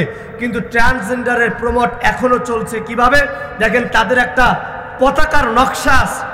এই নকশাটা আজকে আমি দেখলাম, আপনারা যারা অনেকেই আছেন এখানে, তরুণ যুবকের, আমার মাইকের আওয়াজ যারা শুনছেন তারাও জানে, ইউটিউবে যারা আলোচনা শুনেন এরাও জানেন, ফুটবলকে এরা অনেক ভালোবাসে। কিন্তু এই ফুটবলের ফিফা ওয়ার্ল্ড কাপের যে পেজ, তাদের মূল অফিসিয়াল পেজের ভিতরে দেখলাম এই জুন মাসটা হচ্ছে ট্রান্সজেন্ডারের একটা সমকামিতার মাস। তারা এই মাসটাকে উদযাপন করে। এই মাস উপলক্ষে এই জুনকে উপলক্ষ করে ফিফা তাদের যেই পেজের ওয়ালপেপার প্রোফাইল পিকচার, সেখানে তারা রং ধনুর এই ট্রান্সজেন্ডারদের যে পতাকা, সেই পতাকা ইউজ করেছে। শুধু তাই নয়, বাংলাদেশে একটা ফাউন্ডেশন আছে, নাম হলো জাগো ফাউন্ডেশন। এই ফাউন্ডেশনও দেখলাম তারা এই পতাকা ব্যবহার করেছে। বিভিন্ন প্রোফাইল পেজে দেখলাম তারা পতাকা ইউজ করেছে। তারা পরিকল্পিতভাবে ট্রান্সজেন্ডার অর্থাৎ সমকামিতাকে আমার দেশে প্রমোট করার চেষ্টা করছে। উদ্দেশ্য একটাই, বাংলাদেশকে সেই 2000 কোটি বছর আগের, প্রায় 1500 বছর আগের সেই সময়ের লূত আলাইহিস সালামের যেই আযাব এবং গজব, সেই গজবের স্থান আমার দেশটাকেও তৈরি করতে চায়।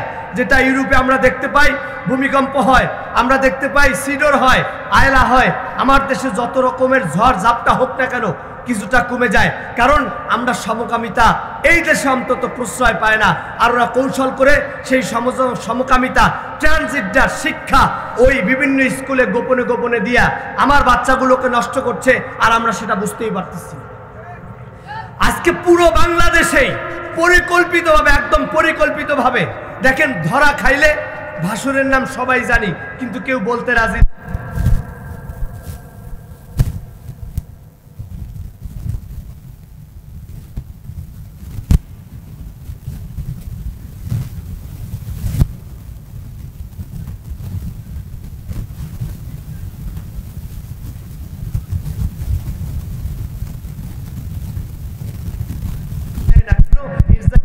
পাবলিকের ভিতরে একটু আতঙ্ক সৃষ্টি হবে। কি অবাক ব্যাপার, মাত্র একদিন আমার দেশের সব ফেসবুকার, সব সোশ্যাল মিডিয়া, ইসলামিক স্কলার সবাই প্রতিবাদ করলো। প্রতিবাদও শেষ, সেই ভিডিও ইউটিউব থেকে সরায় নিতে বাধ্য হয়েছে। তার মানে প্রতিবাদ যদি হয় তাহলে বাংলাদেশ সম্ভব না। সকল শুধু যে আমরা যে শুধু কোকোকলার ইসরায়েলি পণ্য নিয়ে প্রতিবাদ করি, এটা কিন্তু ঠিক না। আমার দেশে যে সকল চোর ডাকাতরা আমার দেশের সম্পদ চুরি করে বিভিন্ন বড় বড় কোম্পানি দিয়া আমার দেশে পণ্য বিক্রি করে, তাদেরকেও বয়কট করার সময় এসেছে। যারা ইসলামের বিরোধিতা করে, কোরআনের বিরোধিতা করে, আলেমদের বিরোধিতা করে, কোরআনের মাহফিল শুনলেই যারা মাহফিলগুলো বন্ধ করে দেয়, তাদেরকেও বয়কট করার সময় এসেছে। আপনারা যদি সবাই বয়কটের ডাক দেন, শক্তিশালীভাবে বয়কট করেন, আমার বিশ্বাস বাংলাদেশ থেকে অন্যায়, দুর্নীতি, চাঁদাবাজ যারা অপরাধ করে করে মানুষের হাজার লক্ষ টাকা চুরি করে বাংলাদেশকে আজকে শূন্য কোঠায় নিয়ে পৌঁছেছে, রিজার্ভ ফান্ড যারা আজকে খালি করে দিয়েছে, প্রত্যেকেই এই বয়কটের ডাকের মাধ্যমে তারা একটি জায়গায় যেতে বাধ্য হবে।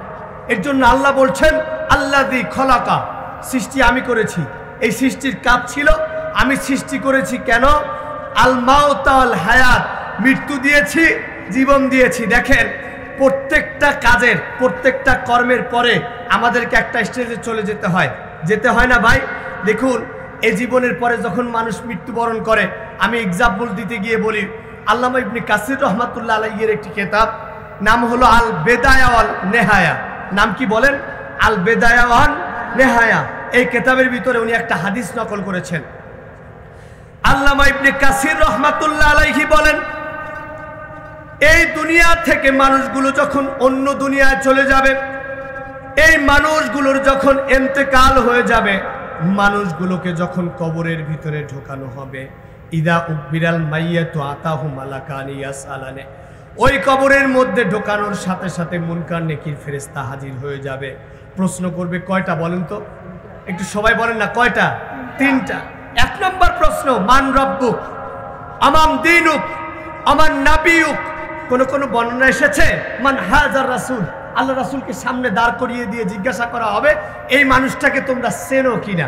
দেখেন, আমরা অনেক মানুষ ভাবি কবরের ভিতর প্রশ্ন করা হবে তোমার নেতাকে, তুমি কোন রাজনৈতিক দল করতা, কোন মার্কায় সিল দিছিলা।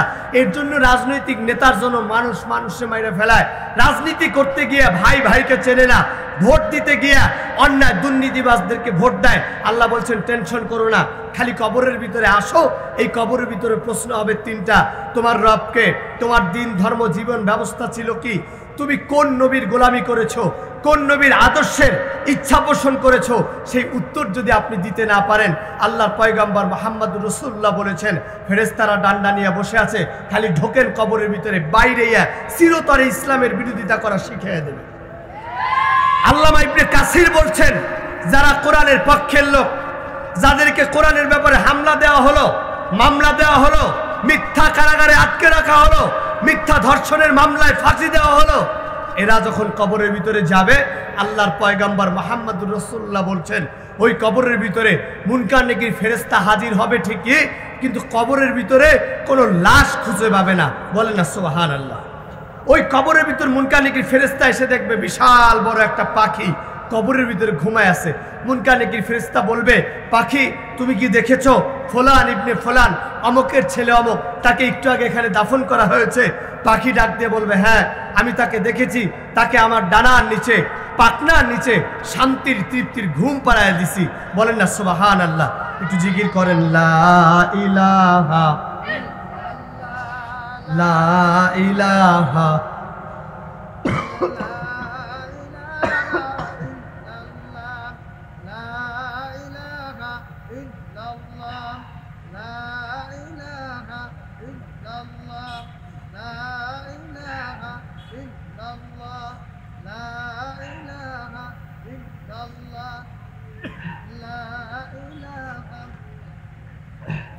লা ইলাহা ইল্লাল্লাহ লা ইলাহা ইল্লাল্লাহ। আপনারা যে কয়টা মানুষ আছেন, আপনারা কি জীবিত আছেন না? আসলে কি জীবিত আছেন? বললাম যে একটু আল্লাহর জিকির করেন। আপনাদের একদম মোটামুটি ইয়াদে বসে আছেন, যত বলেন কাজ হবে না। আপনার কাজ আপনি ওয়াজ করে চলে যান, হাদিয়া তোহফা নিয়ে চলে যান। আমরা বসছি তো বসছি, কোনো কাজ হবে না, জিকির করব না। একটু সবাই বলেন, লা ইলাহা লা ইলাহা লা ইলাহা ইল্লাল্লাহু মুহাম্মাদুর রাসূলুল্লাহ সাল্লাল্লাহু আলাইহি ওয়াসাল্লাম। যেটা বলছিলাম, কবরের ভিতরে পাখিকে জিজ্ঞাসা করছে, পাখি তুমি কি দেখেছো ফুলান ইবনে ফুলান, অমকের ছেলে অমক, তাকে যে এইমাত্র দাফন করা হয়েছে?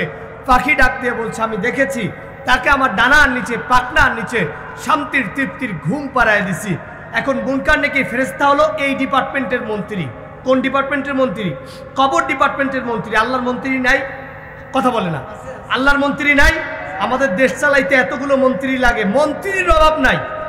যত প্রকার চুরি করার জন্য যত মন্ত্রী দরকার, সব মন্ত্রী আমার দেশে দিয়ে দিয়েছে। মন্ত্রী চেঞ্জ হয় কিন্তু চুরি চেঞ্জ হয় না। চুরি করতে করতে করতে করতে রিজার্ভ ফান্ড খালি হয়ে গেছে। চুরি করতে করতে করতে মন্ত্রীরা লক্ষ হাজার কোটি টাকার মালিক হয়েছে, আর জনগণ না বিশ্বাস উঠে গিয়েছে। বাজেটের পরে বাজেট আসে, জনগণের বাজেট আসে না। চোরা বাটপারদের দ্বারায় আমার বাংলাদেশকে আজকে তেলে তেলে শেষ করে দেওয়া হচ্ছে। আজকে স্বাধীনতার কথা বললেই দেখেন, আমি এই কথা বাংলাদেশে বিভিন্ন জায়গায় বলেছি, আমাদের হুজুরদেরকে নিয়ে ষড়যন্ত্র আজকে একদিনে শুরু হয় নাই। ষড়যন্ত্র শুরু হয়েছে 1971 থেকে, 1971 সাল থেকে 1971 সালে শাহরিয়ার কবির তিনিও মুরগি চুরি করলেন, তিনি আজকে যুদ্ধ অপরাধী না হইয়া স্বাধীনতার পক্ষের লোক হইলেন, আর টুপিওয়ালা পাঞ্জাবিওয়ালারা হয়ে গেল রাজাকার। পরিকল্পনা করে আমাদেরকে রাজাকার বানানো হয়েছে, পরিকল্পনা করে টুপিওয়ালা পাঞ্জাবিওয়ালাদেরকে মানবতা যুদ্ধ অপরাধীদের বিরোধিতা করার কথা বলা হয়েছে, শুধু পরিকল্পনা করেছে। এই পরিকল্পনা আজকে 50 বছর ধরে চলছে, কিন্তু পরিকল্পনা করে জনগণ থেকে আলেম হুজুরদেরকে আলাদা করা যায় নাই, কিয়ামত পর্যন্ত পারবে না। কোরআন আছে যতদিন, আলেমদের সাথে জনগণ থাকবে ততদিন ইনশাআল্লাহ। তো কবরের ভিতরে এবার আল্লাহর মন্ত্রী, উনি হলো কবর ডিপার্টমেন্টের মন্ত্রী। এই মন্ত্রী ডাক দিয়ে বলছে, বেটা আমি হলাম কবর ডিপার্টমেন্টের মন্ত্রী, সব দায় দায়িত্ব আমার, সব কিছু আমার মন্ত্রিত্ব এলাকায়। আমার এখানে এসে তুমি বলতেছো তারে ঘুম পাড়ায় রাখছো, হবে নাকি? লোকটাকে বের কর। এবার পাখি ডাক দিয়ে বলবে, শোনো, আমি ওই লোকটাকে আমার পাখনার নিচে, ডানার নিচে এমন শান্তির তৃপ্তির ঘুম পাড়াইয়া দিছি, হযরত ইসরাফিল যতক্ষণ পর্যন্ত সিংহায় ফুৎকার না দেবে, ইদা ওয়াকিয়াতুল ওয়াকিয়া, যতক্ষণ পর্যন্ত কিয়ামত সংঘটিত না হবে ততক্ষণ পর্যন্ত এই লোকটার ঘুম আর ভাঙানো যাবে না। এবার মুনকার নেকির ফেরেশতা ডাক দিয়ে বলবে, কোনো ফাজলামি কথা চলবে না, লোকটাকে তাড়াতাড়ি বের করো, তাড়াতাড়ি বের করো। প্রশ্ন করব, 3টা প্রশ্ন করব, উত্তর যদি ঠিকঠাক মতো দিতে পারে কবরটাকে জান্নাত বানায় ফেলবো, আর যদি উত্তর না দিতে পারে পৃথিবীতে থেকে ইসলামের বিরোধিতা, কোরআনের বিরোধিতা, আলেমদের বিরোধিতা কেন করেছিল সব হিসাব আজকে পাই পাই করে নেব। এবার পাখি ডাক দিয়ে বলবে, শোনো, ওই লোকটার ঘুম আর ভাঙানো যাবে না। মুনকার নেকির ফেরেশতার সাথে পাখির একটা ঝগড়া হবে। এক পর্যায়ে মুনকার নেকির ফেরেশতা রেগে গিয়ে বলবে, শোনো, তাড়াতাড়ি বের করো। পাখি রাগ হয়ে বলবে, তুমি রাগ দেখাও না, এত যদি তোমার পাওয়ার থাকে, ক্ষমতা থাকে, ঢোকো আমার ডানার নিচে, খুঁজে বের করো লোকটা কোথায় আছে। বলেন না সুবহানাল্লাহ। চ্যালেঞ্জটা কারে দিছে? মুনকার নেকির ফেরেশতারে, মানে এই ডিপার্টমেন্টের মন্ত্রী যে, তারে চ্যালেঞ্জ দিয়েছে কিসে? পাখিতে। এবার মুনকার নেকির ফেরেশতা সত্যি রেগে যাবে, ক্ষেপে যাবে, ক্ষিপ্ত হয়ে যাবে, এরপরে ঢুকবে ডানার নিচে, খুঁজতে খুঁজতে হয়রান হয়ে যাবে। পায়ের বুড়া আঙ্গুল থেকে চুলের শিরার উপশিরা, রক্তের কণা বিন্দু পর্যন্ত সব জায়গায় খুঁজবে, খুঁজতে খুঁজতে হয়রান হয়ে যাবে, কিন্তু আল্লাহর অসীম কুদরত লোকটাকে কোথাও খুঁজে পাবে না। বলেন না সুবহানাল্লাহ। এবার মুনকার নেকির ফেরেশতা একটা ধাক্কা খাবে। ধাক্কা বুঝেন তো আপনারা? আমার দেশেও কিছু কিছু নেতারা আছে, দেখবেন ধাক্কা খায়, আছে না ভাই? সারা জীবন আকাম কুকাম করছে, আকাম করতে করতে, ঘুষ খাইতে খাইতে, অন্যায় করতে করতে, দুর্নীতি করতে করতে পেটটারে এমন বানাইছে, এখন হঠাৎ করে আল্লাহ প্যারালাইজ দিয়ে দিছে। কি দিয়ে দিছে? প্যারালাইজ। এখন নড়তেও পারে না, চড়তেও পারে না। এগুলো সাধারণত বেশি হয় মসজিদের সভাপতি, সেক্রেটারি আর ক্যাশিয়ারদের ভিতরে। মাইন্ড করতে পারেন আপনারা, কষ্ট পায় না, মানে কথায় কথা আসতেছে, একটু সুযোগ আছে বলে দিয়ে চলে যাই। আমার বাংলাদেশে, মানে পৃথিবীতে এমন নাই, আমার বাংলাদেশের অধিকাংশ মসজিদের সভাপতি ঘুষ খায়, সেক্রেটারি সুদ খায়, আর ক্যাশিয়ার হলো ইন্টারন্যাশনাল চাঁদাবাজ। অধিকাংশ মসজিদের এদের খাইয়া কোনো কাজ নাই।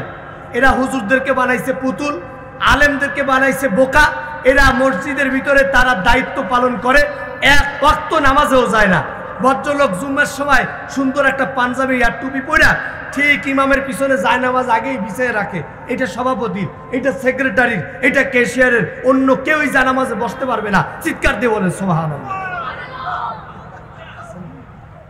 একটু জিকির করেন, আমার শরীরটা খারাপ লাগতেছে। লা ইলাহা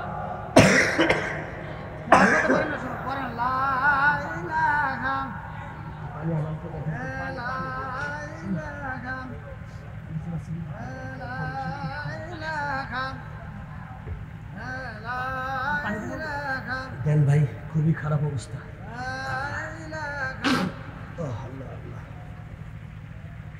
লা ইলাহা ইল্লাল্লাহ, লা ইলাহা।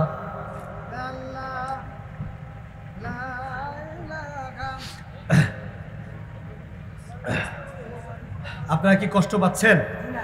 রাগ করতেছেন আমার উপরে না? আপনারা আমার ইউটিউবে আলোচনা শুনে দেখেন, আমি কিন্তু এরকম কথা বলি না। আজকে 6টা দিন আমি একা না, আমার 2টা বাচ্চা, আমার ওয়াইফ, আমার মা, এই 5 জনই আমরা বিছানায় 6টা দিন। এর মধ্যে আমি কেমনে আজকে উঠে আসছি আমি নিজেও জানি না। সোহাগ ভাই শুধু বলছে যে আপনার সাথে দেখা হোক, আপনি আসেন, ওয়াজ করা লাগবে না। তারপরে ভাবলাম যে আসছি যেহেতু দু একটি কথা আপনাদেরকে বলে যাই, মেসেজ দিয়ে যাই।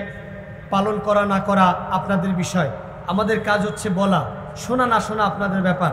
প্রত্যেকের হিসাব প্রত্যেককে দিতে হবে। আমার হিসাব আপনি দিবেন না, আপনার হিসাবও আমি দেব না। আজকে হিসাব নিকাশ, ন্যায় বিচার, সারা পৃথিবীতে ন্যায় বিচারের একটা সয়লাভ, কিন্তু আমার দেশে ন্যায় বিচার নাই। আমার দেশে কি নাই? কথা বলেন, আমার দেশে কি নাই? আমার দেশে ন্যায় বিচার নাই। আমার এই বাংলাদেশ পৃথিবীতে একমাত্র দেশ যেই দেশে ধনীদের বিচার একরকম, গরিবের বিচার একরকম, রাজনীতিবিদদের বিচার একরকম, টুপিওয়ালা পাঞ্জাবিওয়ালাদের জন্য বিচার আর একরকম। এমন বিচার ব্যবস্থা পৃথিবীতে আর কোথাও নাই। যেটা বলছিলাম, ধাক্কা খেয়েছে কাদের মতো? ওই নেতা, সভাপতি, সেক্রেটারি আর ক্যাশিয়ারের মতো। ক্যাশিয়ার, সভাপতি, সেক্রেটারি আপনারা কষ্ট পাবেন না, যারা নামাজ পড়ে না ঠিক মতো, যারা ঠিকঠাক মতো মসজিদের দায়িত্ব পালন করে না, ঘুষ খায়, সুদ খায়, মদ খায়, গাঁজা খায়, ইয়াবা খায়, বাবা খায়, এলাকার সমাজ থেকে সোনার ছেলেগুলো থেকে ইয়াবা বাবা সরাতে চায়, অথচ দেখতে চায় রাজনৈতিক পলিটিক্যাল লিডার তারা ইয়াবা বাবা গাঁজার ব্যবসা করে আর সোনার ছেলেদেরকে বলে তোমরা গাঁজা খাইও না। কিয়ামত পর্যন্ত এই গাঁজা ইয়াবা বন্ধ হবে না যদি চোর, বাটপার, গুন্ডা, বদমাইশ যারা তারা যদি সমাজের দায়িত্ব থেকে সরে না আসে। কোনোদিন তারা কখনো কোনো সময় সমাজ থেকে গাঁজা ইয়াবা বাবা বন্ধ করতে পারবে। আজকে সমাজ থেকে চুরি বন্ধ করতে চায়, ধর্ষণ বন্ধ করতে চায়, ডাকাতি বন্ধ করতে চায়। আমরা আলেমরা দীপ্ত কণ্ঠে বারবার বলেছি, সমাজ থেকে চুরি, ডাকাতি, বদমাইশি, গুন্ডামি, ইফটিজিং কোনো কিছু বন্ধ করতে হলে পুলিশ, র্যাব, আর্মি দিয়ে হবে না। শুধুমাত্র আল্লাহর কোরআন সংসদে নিয়ে যান, কোরআন দিয়া দেশ চালান, পুরো দেশের পরিবর্তন আল্লাহ তাআলা করে দিবেন। তো আজকে সেই সুযোগ আমাদের নাই। আমরা কোরআন দিয়ে কথা বললেই আমাদের উপরে স্টিম রোলার চালানো হয়, অন্যায়ভাবে আমাদের উপরে মিথ্যা মামলা দিয়ে আমাদেরকে ফাঁসিয়ে দেওয়ার নীরব পায়তারা চলে। শুধু তাদেরকে বলবো, এ জীবন জীবন নয়, এ জীবনের পরে ওই যে কবরের ভিতরে যে যাবেন, ওখানে মুনকার নেকির ফেরেশতা রেডি আছে। আমি চ্যালেঞ্জ করে বলতে পারি যে এই নেতার জন্য আজকে আপনি যা খুশি তাই করছেন, আপনার ইন্তেকালের পর ওই নেতা আপনার কবরে যাবে না। যাবে নাকি? পীর সাহেব যাবে?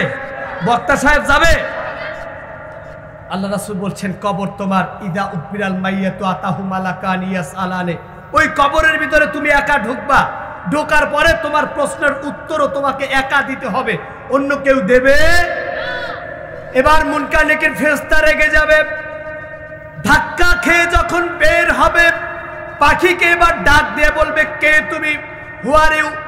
তোমাকে তো মনে করেছিলাম আমার ডিপার্টমেন্টে তুমি এমন শক্তিশালী কেউ না, কে তুমি, কি তোমার পরিচয়? এবার পাখি ডাক দিয়ে বলবে, শোনো মুনকার নেকির ফেরেশতা, আমি হলাম এই লোকটার তামাম জীবনের ভালো।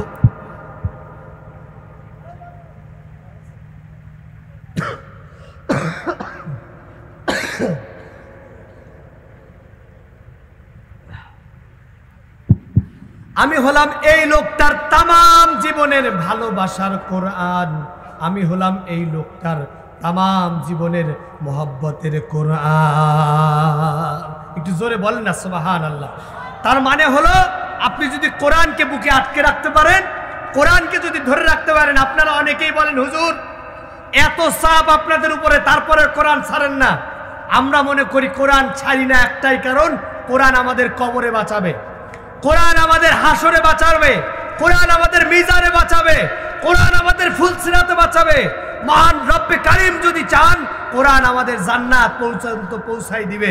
বলেন না সুবহানাল্লাহ। আর যারা কোরআনের বিরোধিতা করছেন, তাফসিরুল কোরআন মাহফিলের বিরোধিতা করছেন, পরিকল্পিতভাবে বাংলাদেশকে ভারতের কাছে যারা বিক্রি করার নীরব পায়তারা করছেন, তারা প্রস্তুতি গ্রহণ করেন, কবরে গিয়ে কি জবাব দিবেন। মনে রাখবেন, কোরআন আপনার বিরুদ্ধে কবরে সাক্ষী দেবে, এর বিরুদ্ধে আপনি এক চুলো নড়তে পারবেন। আল্লাহ বলছেন, আল্লাযী খলাকাল মাউতা, আল্লাযী খলাকাল মাউতা ওয়াল হায়াত। বান্দা, আমি সৃষ্টি করেছি মৃত্যু, আমি সৃষ্টি করেছি জীবন। এই পৃথিবীতে কেউ তোমারে জীবন দেয় নাই, কেউ তোমারে মৃত্যু দেয় নাই। তুমি রুহের জগতে ছিলা, তুমি ছিলা রুহের জগতে। এই রুহের জগতে আমি আল্লাহ, দেখেন আল্লাহ সুবহানাহু ওয়া তাআলা পৃথিবীতে যত মাখলুক প্রেরণ করবেন, যত রূহ প্রেরণ করবেন, সব সৃষ্টি করে রেখেছেন। আল্লাহ সমাবেশ ডাক দিয়ে বলেছিলেন, হে রুহের জগতে যারা আসছো, তোমাদের কাছে জানতে চাই তোমাদের রবকে। সেদিন আপনি আমি সকলে একত্রিত কণ্ঠে ঘোষণা দিয়েছিলাম, আপনি আমাদের রব, আপনি আমাদের রব, আপনার হুকুমেই চলবো। ইনিল হুকমু ইল্লা লিল্লাহ, আপনার হুকুম ছাড়া আর কোনো হুকুম মানব না। কিন্তু দুনিয়াতে আসবার, আমি অসুস্থ, কারেন্ট অসুস্থ, আল্লাহ আল্লাহ আল্লাহ আল্লাহ আল্লাহ সহজ করে দেন। আপনারা সকলে দোয়া করেন আমির হামজা ভাইয়ের সময় যেন ডিস্টার্ব না দেয়। সকলে বলেন আমিন। কারণ আমির হামজা ভাই অত্যন্ত চমকপ্রদ কথা বলবেন, খুবই অল্প সময়ে কথা বলবেন। সেই অল্প সময়ের কথা আপনাদের জীবন পরিবর্তনের জন্য হবে ইনশাআল্লাহ। আল্লাহ কবুল করুক, সকলে বলেন আমিন। যেটা বলছিলাম, রুহের জগতে ঘোষণা দিলাম আমার রব আল্লাহ। কিন্তু দুনিয়ায় আসার পরে কেউ ক্ষমতার লোভে, কেউ রাজনৈতিক লোভে, কেউ অর্থের লোভে, কেউ বা সমাজের লোভে আমরা আল্লাহর হুকুম এবং আইন ভুলে গিয়া যার যার মতো চলতেছি। আল্লাহ বলছেন টেনশন করো না, এই মাঝখানের যে টাইম, এটা হলো লিয়াবলুয়াকুম আইয়ুকুম আহসানু আমালা। আমি তোমাকে ভালো আর মন্দের একটি কমিউনিকেশন তৈরি করে দিয়েছি। এই সময়টুকু তুমি তোমার কমিউনিকেশন, তোমার পার্সোনাল লাইফ, তোমার জীবন, তোমার জীবিকা সম্পর্কে তুমি তৈরি করবা। যা এখানে অর্জন করবা, এই জীবনের পর আর একটা জীবন আছে, ওই জীবনে তুমি সেটা পাবা। এবং মনে রেখো, পৃথিবীর সব সত্যকে অস্বীকার করা যায়, কিন্তু মৃত্যুকে অস্বীকার করা যায় নাকি বলেন? আজকে যারা নাস্তিক আছে, বিশেষ করে বাংলাদেশে ইউটিউবার মানে সোশ্যাল মিডিয়াতে সব থেকে বড় সমস্যা একটা নাস্তিকের নাম হলো আসাদ নূর। এর নাম কি বলেন? শাহরিয়ার কবির। এর তো এক ডক্টর এনায়েতুল্লাহ আব্বাসী একবার ধাক্কা দিছে, এক ধাক্কায় ঠান্ডা হয়ে গেছে। এই আসাদ নূর দেখলাম এত বাজে বাজে কথা আমার নবীকে নিয়ে বলে। কোনো সভ্য মানুষ, কোনো সুস্থ মস্তিষ্কের মানুষ এমনটা বলতে পারে না। নাস্তিকেরও একটা কোয়ালিটি আছে, কিন্তু আসাদ নূরের কোনো কোয়ালিটি নাই। ও জানোয়ার, জানোয়ারের থেকেও খারাপ। দেখেন, পবিত্র কোরআন শরীফের ভিতরে একটা আয়াত আছে, উলাইকা কাল আনআম বাল হুম আদল। এই আয়াতটা যখন আমি জীবনের প্রথম পড়ি, আমার মনে আছে আমি 2009 সালে এই আয়াতটা পড়েছিলাম। আমার কাছে একটু আশ্চর্য মনে হয়েছিল যে আল্লাহ তাআলা মানুষকে সৃষ্টি করলেন, আবার মানুষকে বলছেন যে এই মানুষগুলো জানোয়ারের থেকেও খারাপ হয়। আমি বিস্মিত হলাম, মানুষ আবার জানোয়ারের থেকে খারাপ হয় কেমনে? এরপরে যখন আমি আস্তে আস্তে বুঝতে শিখলাম, তখন আমি বুঝতে পারলাম না, মানুষ জানোয়ারের থেকে শুধু খারাপ হয় না, নিকৃষ্ট জানোয়ারও হতে পারে। এই কথা আল্লাহ যে বলেছেন তা কখনো ভুল হতে পারে? কারণ হলো মানুষ মানুষকে মেরে ফেলে, মায়া নাই, আছে নাকি বলেন? একই এলাকায় থাকে, একজন এক দলের লোক আর একজন আরেক দলের লোক চুরি করে ওসিরে ফোন দিয়ে ধরায় দেয়, অমুক দল করে, ধরে নিয়ে যান। আর মানুষ নাই, মানুষ জানোয়ার হয়ে গিয়েছে। আল্লাহ তাআলা বলছেন, শোনো, লিয়াবলুয়াকুম আইয়ুকুম আহসানু আমালা। আমি যে ভালো মন্দের একটি জায়গা তোমাদের জন্য তৈরি করে দিলাম, তুমি যদি এখানে ভালো কিছু কামাই করো, তুমি পরবর্তী জীবনে পাবা। দেখো, এখন থেকে 100 বছর আগে, মাইন্ড করবেন না, কত বছর আগে? 100 বছর আগে পৃথিবীতে আপনার এলাকায় কে কে ছিল? একটু হাত উঁচু করে বলতে পারবেন যে অমুক অমুক ছিল? 2-4টা নাম কি বলতে পারবেন? পারবেন না। 100 বছর পরে পরবর্তী প্রজন্ম যারা আসবে তাদেরকেও যখন জিজ্ঞাসা করা হবে, এখানে একটা মাহফিল হয়েছিল, মুফতি আমির হামজা এসেছিল, ওই মাহফিলে কতজন লোক হয়েছিল, কারা ছিল? 2-4টা নাম বলেন। আল্লাহর কসম, 100 বছর পরের প্রজন্ম তাও বলতে পারবে না। কারণ হলো পৃথিবীর 100 বছর পর পর পরিবর্তন, পরিমার্জন হয়, আপনার নাম নিশানা মুছে যায়। ইতিহাস বলে আপনি যদি কর্মফল ঠিকঠাক মতো করতে পারেন, তাহলে এই কবর জীবনে অনন্তকাল। দেখেন, পৃথিবীতে আল্লাহ এবং মানুষের মধ্যে শুধু একটা মাত্র পার্থক্য, আর কোনো পার্থক্য নাই। একটু জোরে বলেন সুবহানাল্লাহ। আল্লাহর মানুষের ভিতরে কয়টা পার্থক্য? একটা পার্থক্য, সেটি হলো আল্লাহর শুরুও নাই, শেষও নাই। মানুষের শুরু আছে কিন্তু কি নাই? শেষ নাই। মানুষকে এই জীবনের পর অনন্তকাল একটা জীবনে পৌঁছাতে হবে। আল্লাহ সেই জীবনে থ্রেট করছেন, বলছেন লিয়াবলুয়াকুম আইয়ুকুম আহসানু আমালা। বান্দা, ভালো এবং মন্দের একটি কমিউনিকেশন তোমার জন্য তৈরি হচ্ছে, আর তার জন্য মৃত্যু। যেটা বলছিলাম, পৃথিবীর সব সত্যকে অস্বীকার করা যায়, কিন্তু মৃত্যুকে অস্বীকার করা যায় না। যেই বলেন এনি হাউ পারসন, সে যেই হোক না কেন, সব কিছুকে অস্বীকার করতে পারে। সে কিয়ামতকে অস্বীকার করতে পারে, আখিরাতকে অস্বীকার করতে পারে। সে বলতে পারে there is no God, nothing unseen. যা দেখি না তা বিশ্বাস করি না, কিন্তু পৃথিবীতে কাউকে পাবেন না যে বলতে পারে আমি মৃত্যুকে অস্বীকার করি। পারবে? কেউ না। মৃত্যুকে সবাই ভয় পায়, পয়গম্বররাও মৃত্যুকে ভয় পেয়েছে। বলেন না সুবহানাল্লাহ। শুধু পয়গম্বর না, আমরা হুজুরেরা, পীর সাহেবেরা, বক্তারা যদি খালি আমি শুনি, ধরেন আমি যদি শুনি এখন কুমিল্লার চান্দিনায় আমি যাওয়ার সময় আজরাইল দাঁড়ায় আছে, একটাই কারণ আমি যাওয়ার সময় আমার জানটা নিবে। আচ্ছা আপনারা বলেন এই এলাকার সব মানুষ আমার টাইনেও ওই জায়গায় নিতে পারবেন? কথা বলে না। আপনারা যারা আজকে ওয়াজ শুনতে আসছেন, ইউটিউবার ভাইরা যারা আসছে ক্যামেরা ট্যামেরা নিয়ে একটা উদ্দেশ্য করে, তারা যদি জানে যে আজকে এখানে আজরাইল আসবে কিন্তু নাম বলে নাই, কার যেন জীবন নিয়ে যাবে নাম বলে নাই, কিন্তু সে টার্গেট করছে যে কোনো একটা ইউটিউবারের জীবন নেবে। আচ্ছা বলেন ইউটিউবার কি এখন টাকা কামাই করবে, না ইসলাম প্রচার করবে, নাকি আমির হামজা ভাইয়ের মাহফিল রেকর্ড করবে, নাকি আসবেই না? কি করেন বলেন? আসবেই না। আপনি হাজার লক্ষ কোটি টাকা দিয়েও আনতে পারবেন না, বলবে চাচা আপন পরাণ বাঁচা। আজকে পৃথিবীতে সব সত্যকে অস্বীকার করা যায়, মৃত্যুকে অস্বীকার করা যায় না। আমি মাঝে মধ্যে সব জায়গায় বলে থাকি, ভাই এই জীবনের পরে পরবর্তী জীবনে যদি আল্লাহর কাছে জবাব দেওয়া না লাগে, কিয়ামত যদি না থাকে, মিজান যদি না থাকে, বিচার আচার যদি না হয়, আপনিও বাঁচলেন আমিও বেঁচে গেলাম, কিন্তু যদি আল্লাহর কাছে যাওয়া লাগে আর বিচার হয়, হিসাব যদি দেওয়া লাগে, কোথায় কোন জায়গায় বসে ইসলামের বিরোধিতা করেছিলেন, কোথায় কোন জায়গায় বসে আলেমদের নামে মিথ্যা মামলা দিয়েছিলেন, কোথায় কোন জায়গায় ইসলামী আন্দোলনের ছেলেগুলোকে ধরে ধরে জেলখানায় ঢুকিয়েছিলেন, কোথায় কোন জায়গায় কোরআনের মাহফিলগুলো বন্ধ করে দিয়েছিলেন, সব আল্লাহর কাছে নোট আছে। হিসাব না দিয়ে এক চুলো নড়তে পারবেন না, এক চুলো নড়তে পারবেন না। এর জন্য আল্লাহ বলছেন, শোনো, এই পৃথিবীর সব থেকে বড় সত্য হলো মৃত্যু। মানুষকে মৃত্যুর স্বাদ গ্রহণ করতেই হয়। এরপরে লিয়াবলুয়াকুম আইয়ুকুম আহসানু আমালা। এই পৃথিবীতে এসেছো, ছোট ছোট ভালো কাজ করার চেষ্টা করো, ভালো কাজ করো। আমি তোমাকে অর্ডার করেছি নামাজ আদায় করতে, নামাজ কায়েম করতে, তুমি কায়েম করো, আদায় করো। আমি তোমাকে যে স্তম্ভ এবং আইন তোমাকে দিয়ে দিয়েছি, সেই আইনগুলো ফলো করো। আমি তোমাকে বলে দিয়েছি, লাকাদ কানা লাকুম ফি রাসূলিল্লাহি উসওয়াতুন হাসানা। আমার রাসূলের আদর্শ হলো তোমার কাছে সর্বপ্রিয় আদর্শ, এরপরে অন্য আদর্শ নাও। কিন্তু আমার দেশে দেখা যায় রাসূলের আদর্শ বাদ দিয়া বাপ দাদার আদর্শ, স্বামীর আদর্শ, বিভিন্ন আদর্শ নিয়ে ব্যস্ত হয়ে পড়েছি, রাসূলের আদর্শ মানি না। এমন লোক আছে না নাই? এখন আমার প্রশ্ন হলো, আপনি যদি রাসূলের আদর্শ ছাড়া চলেন, তাহলে ভালো কাজের জায়গায় আপনি কিন্তু 0 মার্ক পাবেন, আপনি কিন্তু বেশি মার্ক পাবেন না, আপনি ভালো থাকতে পারবেন না। আল্লাহ আপনাকে মৃত্যুর থ্রেট, জীবনের কথা এবং জীবনটা কেমনে পরিচালিত হবে সে কথা বলার পরেই এবার আল্লাহ সর্বশেষ বলছেন, ওয়াহুয়াল আজিজুল গফুর।